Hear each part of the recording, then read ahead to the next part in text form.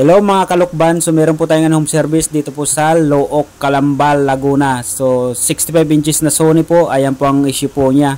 Nagkakameron po siyang bar line, pero meron po siya picture, may mga bar line lang po ang screen po niya. Yan, so ang kasama po natin dyan, ang ating kasama araw-araw na pabigat.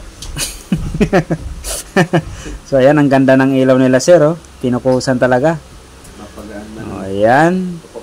So ayan po yung manggagawa na ang makapalang mukha.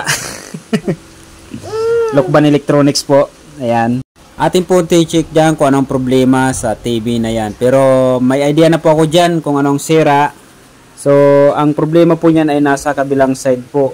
So ang ginawa ko po dyan mga kalukban ay cutting. Nag-cutting po ako dyan sa may bandang dulo.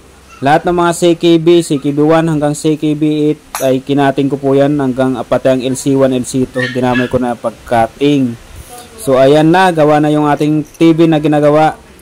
Wala pong line, malinis na malinis. So kitang-kita nyo naman po. Thank you hanggang dito ang video.